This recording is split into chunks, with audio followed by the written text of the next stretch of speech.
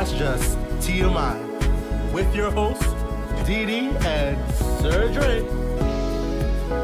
Hey y'all, it's your girl Dee from That's Just TMI. As it's been the 6th month, we wanted to take the opportunity to reflect.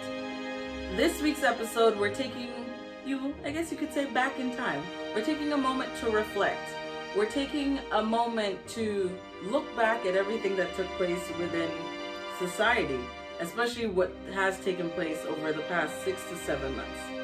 You have the capacity to change like the course of somebody's life. Somebody is found running from the store. Yeah. You can taser or you can pull a gun, and we've seen more than enough footage to really show us the power or the privilege that comes along with being a police officer. Maybe more training around cultural sensitivity.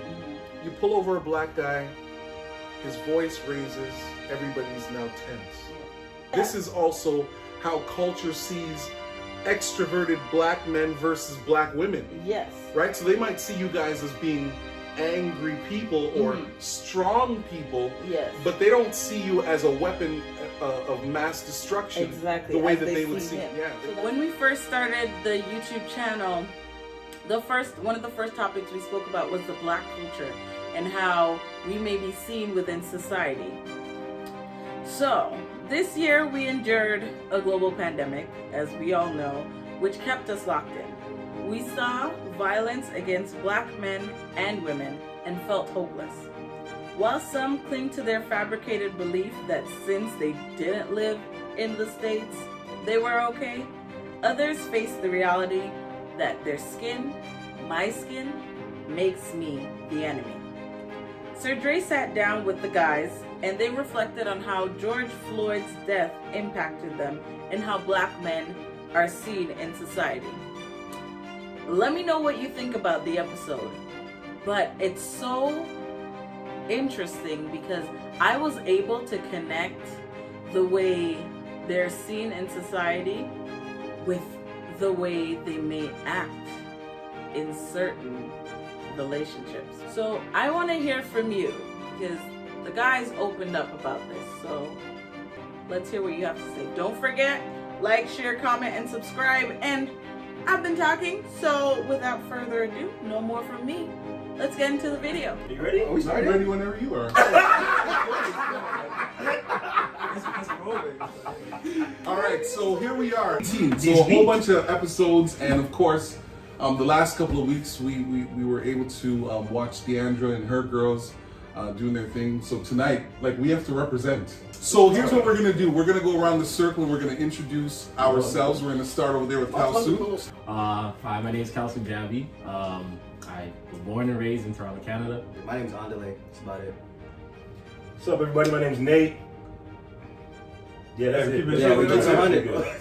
All right, my name's Julian Grant. I'm new in Toronto. I've only been there for 2 years. I'm from Ottawa. How are you guys doing during this pandemic? Like, I know I'm pivoting away from marriage, relationships, and stuff like that. Yeah. But I think that to some degree the world needs to hear from your generation also about what it feels like to have gone through this George Floyd thing. Now, I mean, I know it's a little bit in the rear view, but it's not necessarily in the rear view mirror for us. No. Right? So regardless of what complexion we are black men, right? We talked a little bit about trauma, we talked about mental health, and I feel like some of what this relationship thing looks like as we've talked about it is connected to the way that we are treated in this culture. Yeah.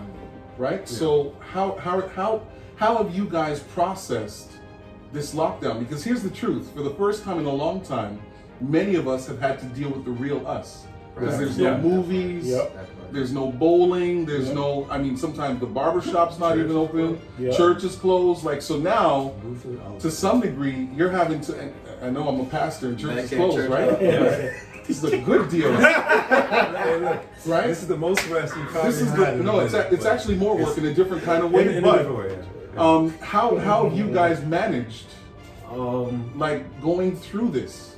Honestly, Like, people, does it matter?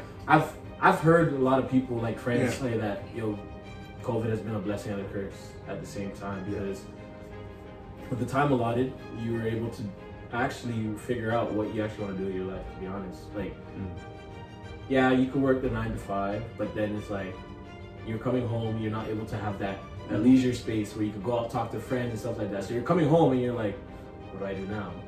So now you're either picking up hobbies, you're either trying to get closer to God, you're either trying to do things that you actually wouldn't think of doing because you're not distracted anymore.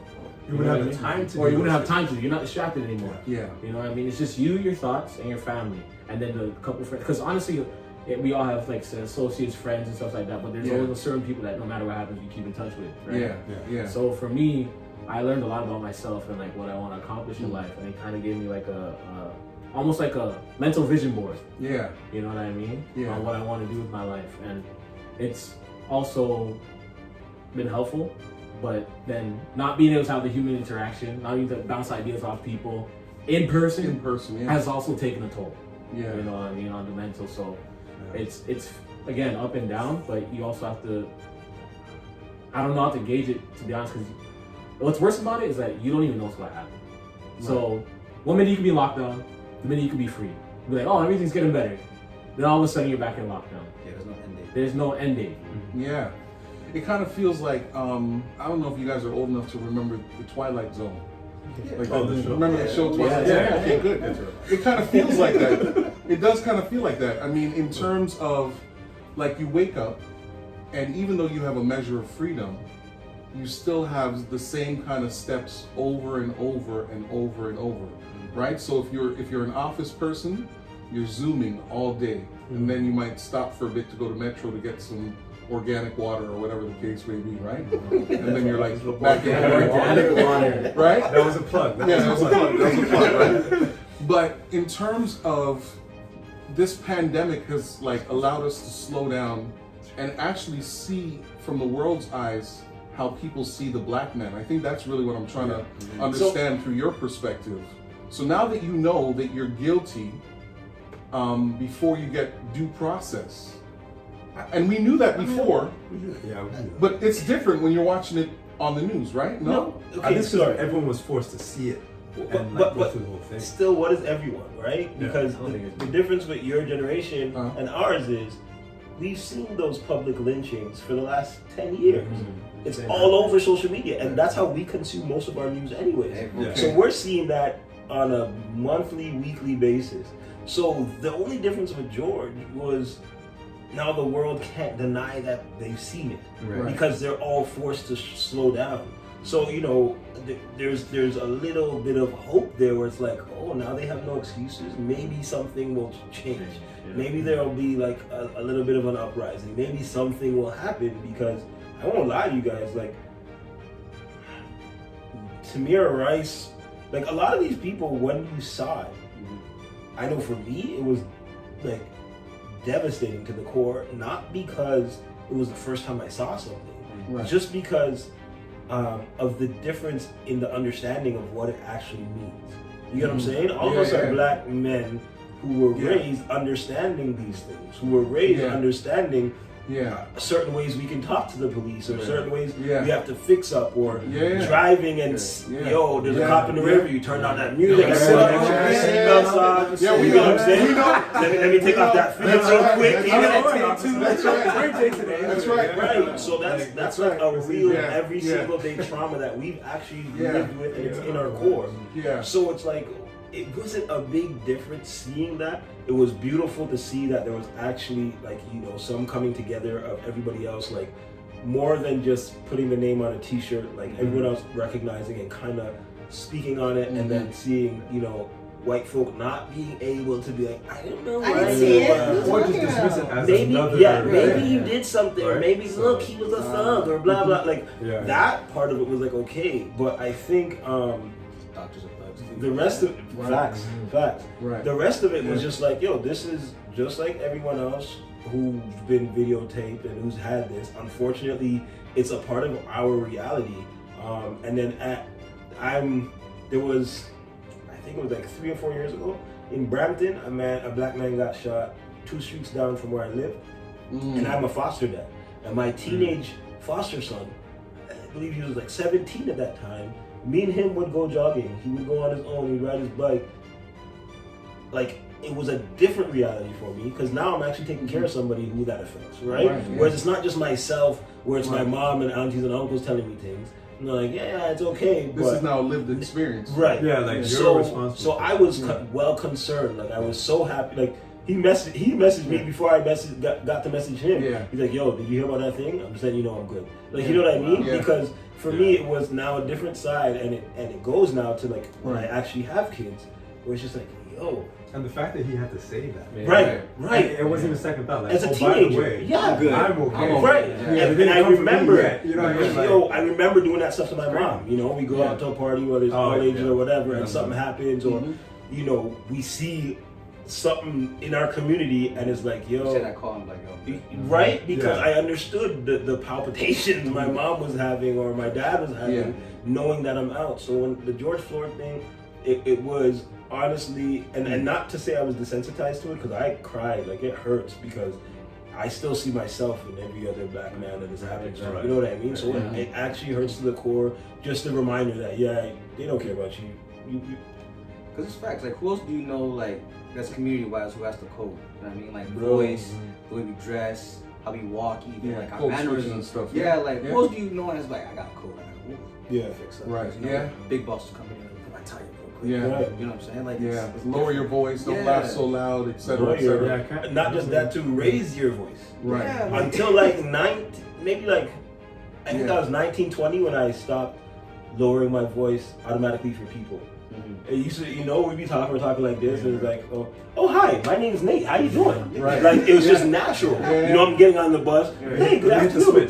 That's right. Because it's like, you guys, for those of you who have seen me grow up, especially you, it's like, I was always heavy, sideburns, and you mustache, were the most like, muscular kid in all of Ontario. Like, it was crazy. All of So Ontario. I'm 9, 10 years old, having arguments with bus drivers, saying, yo, stop using child tickets. You're not a child. So it's like, okay, understand me, sir.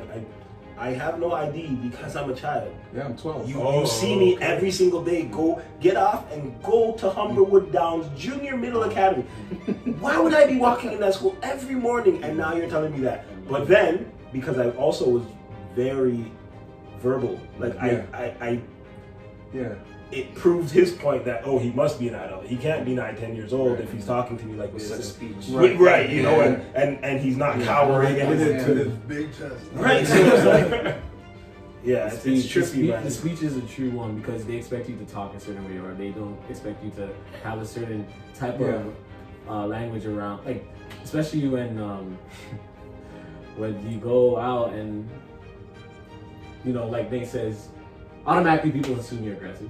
Right. So you go in the restaurant, you stand up, and they hear you speak, and they're like, their body language changes because they're like, I can actually talk to this person. Right, you know what I mean? I can actually experience. I can have a good experience with this person instead of saying like, oh man, I'm saying some kind of commotion. Hope they don't like. They already have that preconceived thought once you walk in anywhere. So is that hard to live with? Because that's part of the question, right? I mean, because yes, after a while we grow to live with it. But I don't just do it. If I'm honest, the weight came way after. Okay. Right? As a teenager, as a kid, it's just what you live with. My uncle always trying to get me to cut my hair because I'm gonna be perceived a certain way. Don't do this, don't do that, dress a certain way. But you got like I knew your grandfather too. You know. I was already even this right here. It's a big deal. Because in certain times and places, you're supposed to be clean shaven to show that you're a businessman. That's right. Acceptable. Low cut. And I already always went against that, but it wasn't until I was older that it was like it actually meant something. When I was younger, I had so much energy to fight that, and it didn't bother me at all. Now as a grown man, if I hear one more person get excited because I'm articulate in the business world, I'm gonna kick somebody in the chest. Like I'm over it. You know what I mean? Like, as a kid, I was like, we're not gonna kick them in the chest, but I hear you. Yeah,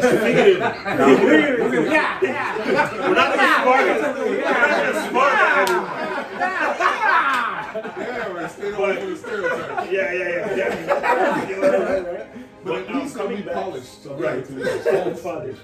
Coming back to the pandemic part of it. Yeah. To be honest, though, I did recognize that dealing with that collectively this time was different than most of the other times. It was. Right? It was almost like there was a little bit of a breath of fresh air that through this pain, almost everybody who's seen this understands it. Yeah, they understand you. Right? They understand why you were talking. Even if they pretend as if they don't. Even if they pretended, at least it's in the back of their mind because no one has the excuse now. You weren't too busy working. You weren't too busy minding your kid. All of you were looking at this. All your kids came to you and said, "Mommy, Daddy, why this?" That's a full video. Yes. There's full video. That is also something that concerns me too. Like seeing these public lynchings so often. It really it really hurts to my core. Right. Because now we've normalized seeing real deaths at real time, but then also replayed hundreds and hundreds of times, and we're like, you get what I'm saying? Like it's a lot. I had to turn off. I had to go weeks without looking on social media when that was happening because like I had to tell my friends, hey, I need you guys to stop sending me these things. Like, because without people even sending it to you, like you have like apps like Instagram, you go on the explore page, you can have things where, for example, let's say you're a basketball fan, right? You see basketball, and then you see fashion, and then other than that, you see just lynchings. You're just like, you just can't escape it. And sometimes it's just overwhelming. You're like, hey, what do I do? I didn't even watch the video. Yeah, me neither. I never watched the video. Hearing the description, so I didn't need to because we've seen enough anyway. Exactly. And we needed everyone else to take this in. Because now you can't distract yourselves, like sports were out at the time. Yeah, that's right. Everything was big. All the shit. And if you dismissed it, then we know who you are and you're racist also. So it's like, that was true because I had a lot of friends when I went to school with. And when those posts started happening, I realized the people who were saying something and actually saying their opinion or, but then I saw people who were like just quiet. And to me, I'm not saying silence means something in terms of, I mean, if you don't want to say anything, you don't have to. It's a polarization though. You know what I mean? It kind of shows that what you're, like, where you're still saying something. Because I feel like saying something. During this pandemic, you can't be quiet. Like, at some point, you've got to say, that's wrong. Even if you choose not to go all in, I feel as though everybody had to say something. And those that were quiet, I don't take their quiet as being neutral. No, it wasn't. Not at all. That's the thing. Like, especially even people what is like neutral in that allies, situation? they couldn't say Exactly. What is neutral in that? Like, when I say neutral, I'm saying you're still gonna have to take one side or the other. That's what I'm saying. Like, but publicly, not saying something doesn't make you neutral. But that's what I'm saying. There is no neutral. There wasn't. Because if you're wrong is wrong. If you're not saying, yo, this is foul, then you are saying something. This is okay to have. So for the first time in history, as bad as this pandemic has been, as bad as everything that's happened over the last couple of months, including George Floyd, Breonna Taylor, etc., lots of names for decades now, I actually feel like there's an opportunity that's been created out of this. But the opportunity is to be like one through your generation. Because you guys are still young enough to try stuff and fail in some things and still be in your 20s or 30s. Right. So what are you guys talking about now? So to me, I think it's cool that the vice president is partly Jamaican, partly South Asian. I think that's good. I think that's real good. I think it's good that the previous president was black. All of that's cool, but that's two people out of hundreds of millions of people. So are you guys even talking about getting into the room and changing the narrative? Or are you just like... I think our generation has moved more towards making our own rooms and our own tables. Because there's a lot of like... Same with like the marriage thing, and same with like a lot of us have seen our parents and grandparents do everything they could to sit at that table. And still, when they got to the table, they were the ones serving the food. No, wait, pause on that. It's true. That's facts. Wow. That's actually That's crazy. It's true. Whereas us, it's like, yo, we've done everything you've asked of us 10 times greater, and you still only want us to serve your food? Nope. All right, cool. We got our own table over here. we're gonna build a table. So is that what you guys are talking about now in your generation? Because here's what I want to say. Yeah, and you don't have to agree with me. ownership. But you guys don't have to agree with me on this. I'm saying it's going to take both. And Absolutely. I agree with you. I agree wholeheartedly. I do believe as black men, you guys got to start owning your own things, Absolutely. creating your own wealth, creating your own table. Yeah. But there also still has to be some individuals that are in the room. See, I don't really care about being at the table. I think the table is secondary. Right. Yeah. But when you're in the room, somebody, as you would say, has to kind of G-check themselves. Right. Yeah. Because, you know, people talk a certain way when you're not in the room. Right. But when you're in the room, somebody has to decide, am I going to finish that sentence? Because Kausu's like right there in the corner. Right. So I'm all about this accumulation of wealth and entrepreneurship and changing and shifting the marketplace. But I also want to see some of us on the Supreme Court. Now, you gotta be careful with who you're putting there because not all of us are for us. Well, So, and I guess I'm making that the other assumption, dimension, right? yeah. I'm making the assumption that those that are in the room are for the people. Not for and against, but for people in general. Yeah. Not a token standing. Yeah. So, Yeah, and I'm wondering what that's going to look like because, you know, every time there's like a shift, right? At one point it would have been everybody's got to go to university. Everybody's got to get a master's. Others need to get a PhD. That's now shifted now. Everybody's like, I'm going to own my own business. Yeah. But not everybody can own their own business. right. So the reality is, as black men in your age, early 30s and in your 20s, I want to kind of challenge you guys. I mean, because you're in a world where you guys are highly influential and you have access to rooms that you haven't even thought about because of Instagram, Facebook, LinkedIn, right? I promise you, there's a VP in somebody's company that has read one of your tweets or one of your quotes. You don't know that, but because of the nature of sharing and replying, you're in the room, Watch it too. right? So I wonder what are you guys going to do, right? And maybe we won't resolve that by the end of this conversation. Maybe that's like a part 2, but I'd love to hear what you guys are planning on doing to do more than just accumulate wealth for your own personal families, but to literally leave a fingerprint so that the next generation doesn't just squeeze through the door, but they actually walk through the door. Because one of the challenges that I'm now beginning to see is that we're going for self, and there's a certain need for that. Like, I think there's a time and a place to be selfish, if you understand what I'm saying. Solely, like everyone is just but in there. I don't know. No, go ahead. I mean, I think this may just be me. No, it's an opinion, of course. Yeah. But I also think that, at least for me and my circles of friends, the accumulation of wealth and ownership is never just for self. Yeah. Right? I don't know.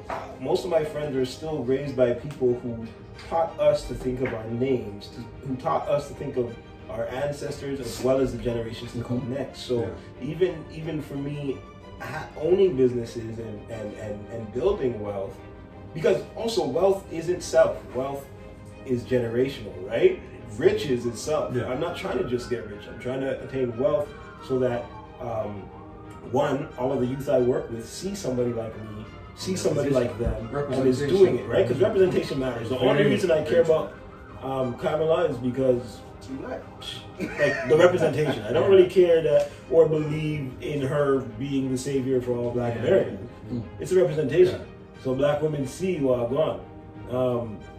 And black children can see Wagwan now have more. They can conceptualize themselves. Exactly, right? In the Doing room. those things, right? Look at like Donald McLeod. Like, Yeah. of course, he's going through what he's going through, but growing up seeing him, I thought, oh, I could be a lawyer. For sure. I could, right? I Yeah. could get up and have a voice, and people actually hear it. It's not just gonna fall on deaf ears, and no one's gonna try to help or move, right? So that depiction is necessary. But when it comes to, at least for me and the people I keep, especially my close circle, the accumulation of wealth is so that now we can change the dynamic for our grandkids to come up, so that the stuff that we struggled for, working in these companies for people who take our ideas and pass them over as intellectual property, right? I know I have to go through that for my kids, but I want to get to a point where I'm going through that so they don't have to. So my accumulation is so that now you can function a little differently, right? Now everything I had to struggle to do because I had no money to do or I had no connections and no mentorship for,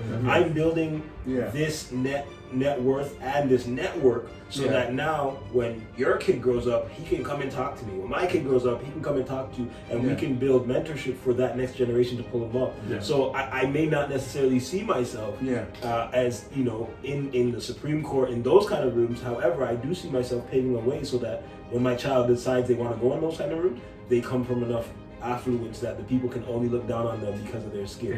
Like, I know it's weird to say, no, I want to get to that point. Right. So I want to that's the only reason you can look down on them. They're educated in your systems. They understand, you know, what the salad fork is and what the main fork is. They're qualified in that, and they have financial backing, so they're not going to succumb to your will because you throw money at them, right? Exactly.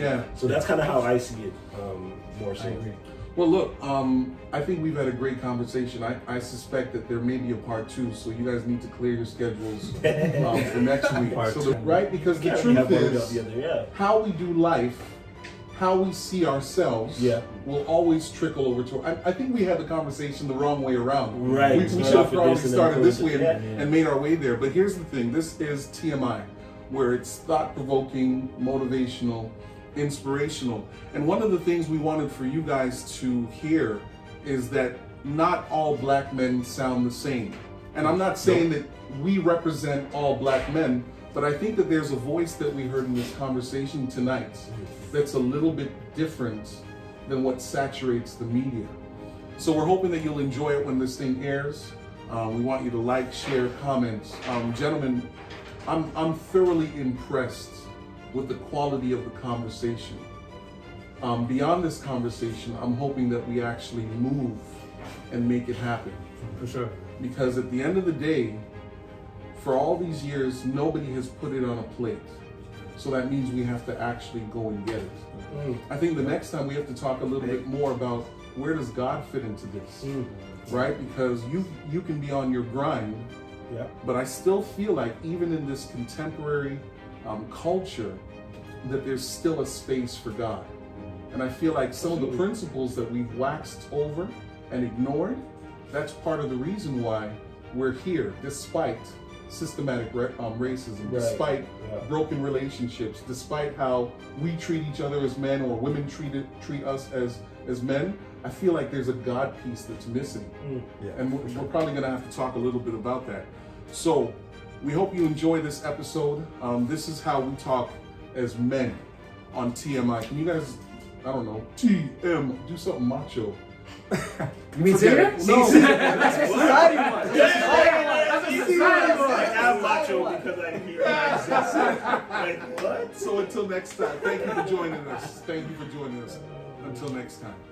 I'm like, give Julie a hug. Oh yeah.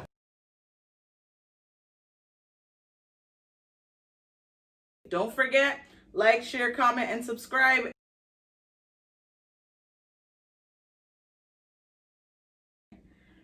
I've got great news, like really great news. That's Just TMI has partnered up with some businesses, some Black-owned businesses, to be specific. And we're doing a giveaway. We're doing a what? A giveaway. That's right, we are doing a giveaway. It's been 6 months since That's Just TMI has been on YouTube, and to show how grateful and how thankful we are for your support and for your love, we are going to give away some gifts so that we can say thank you. I know I could just say thank you, but I don't think the words are enough. So we've partnered up with 3 businesses and we're going to be doing a giveaway. But here's how you get the gifts in the giveaway. In order to receive the giveaway, you must be following us on our social media platforms, being Instagram and Facebook. You must be subscribed to our YouTube channel, right? And you should, while you're subscribed, click the bell so you get the notification when a new episode comes out. And the last thing that you have to do is you have to tag a Black-owned business on Instagram and or Facebook?